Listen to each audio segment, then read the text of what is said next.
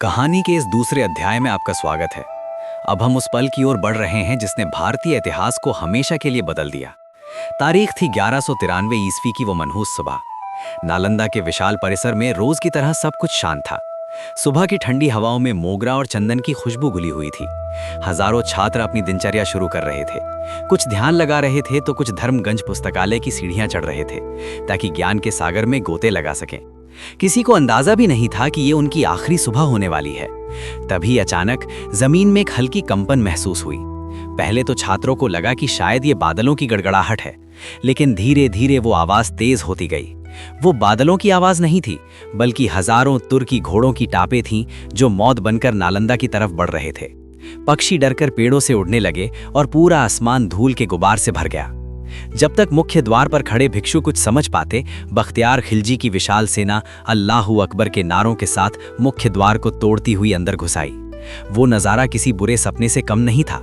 हाथों में नंगी तलवारें, आंखों में खून और जुबां पर सिर्फ विनाश की प्यास। नालंदा के वो छात्र जिन्होंने कभी चींटी को भी नहीं मारा था, आज उनके सामने क्रूर हत्यारे खड़े थे। भागदड़ मच गई। कोई अपनी जान बचाने के लिए हॉस्टल की तरफ भागा तो कोई गुरुओं को बचाने के लिए दौड़ा। लेकिन खिल्ली के सैनिकों को साफ आदेश था, कोई भी जिंदा नहीं बचना चाहिए। और देखते ही देखते ज्ञान का वो पवित्र आंगन खून से लाल होने लगा। कत्लेआम अपने चरम पर था, लेकिन बख्तियार खिलजी की नजरें ना तो सोने चांदी पर थीं और ना ही खजाने पर। वो घोड़े पर बैठा सीधे नालंदा के हृदय यानी पुस्तकालय की ओर देख रहा था। उसके लिए ये युद्ध जमीन का नहीं बल्कि विचारधारा का था। उसे ये बर्दाश्त नहीं था कि जिस काफिर वैद्य ने उसकी जान बचाई, उसका धर्म और ज्ञान इस्लाम से ज्यादा समृद्ध कैसे हो सकता है।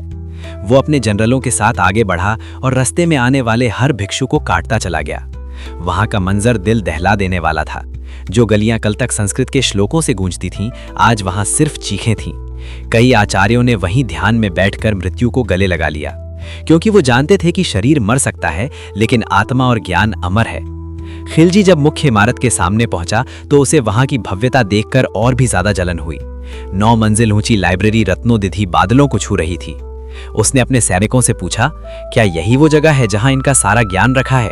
सैनिकों ने हाँ में सर हिलाया। खिलजी ने क्रूर हंसी के साथ कहा, तो फिर इस जड़ को ही खत्म कर दो। जब जड़ ही नहीं रहेगी तो फिर कोई दोबारा हमसे ज्यादा विद्वान बनने की जुर्रत नहीं करेगा। ये सिर्फ एक हमला नहीं था दोस्तों, ये एक सभ्यता की हत्या थी। एक ऐसा अपराध जिसे इतिहास कभी माफ नहीं कर सकता। और फिर वो हुआ जिसका जिक्र आते ही आज भी आंखें नम हो जाती हैं। खिलजी के आदेश पर सैनिकों ने मशालें जलाईं और लाइब्रेरी के दरवाजों पर फेंक दी। वो किताबें जो ताड़ के पत्तों पर लिखी गई थीं, जिनमें आयुर्वेद के नुस्खे, खगोल शास्त्र की गणनाएं और गणित के सूत्र थे, वो सब आग की लपटों में घिर गए। 90 लाख किताबें। आप कल्पना कीजिए उस धुएं की, उस गर्मी की। कहा जाता है कि नालंदा में इतनी किताबें थीं कि आग 1 या 2 दिन में नहीं बुझी, बल्कि 3 महीने तक वहां से काला धुआं निकलता रहा। आसपास के गांवों में दिन में भी अंधेरा छा गया था। लेकिन उस भीषण आग के बीच भी कुछ ऐसे नायक थे जिनका नाम इतिहास में कहीं खो गया। जब लाइब्रेरी जल रही थी, कुछ साहसी छात्र अपनी जान की बाजी लगाकर पिछले दरवाजे से अंदर घुसे। आग की लपटों के बीच से उन्होंने जितनी हो सकी उतनी पांडुलिपियां अपने कपड़ों में छिपाईं और भाग निकले। वो भागते रहे, बिहार के मैदानों से होते हुए नेपाल और तिब्बत की ऊंची पहाड़ियों तक, ताकि भारत का कुछ ज्ञान सुरक्षित रह सके। आज हमारे पास जो भी बौद्ध ग्रंथ बचे हैं, वो उन्हीं अज्ञात नायकों की देन है। नालंदा जलकर राख हो गया, दीवारें गिर गईं, लेकिन वो आग ज्ञान को पूरी तरह नहीं मिटा सकी। राख के ढेर से फिर से कोंपलें फूटीं और आज सदियों बाद नालंदा फिर खड़ा हो रहा है। ये कहानी हमें बताती है कि आप इमारतों को जला सकते हैं, लेकिन विचारों को नहीं। इसी जज्बे को सलाम करते हुए आज का एपिसोड हम यहीं खत्म करते हैं। अगर इस कहानी ने आपके रोंगटे खड़े कर दिए हैं तो इस ऑडियो को ज्यादा से ज्यादा शेयर करें, ताकि दुनिया को हमारी असली विरासत का पता चले। मैं हूं आपका दोस्त, मिलूंगा अगले एपिसोड में। तब तक के लिए जय हिंद, जय भारत।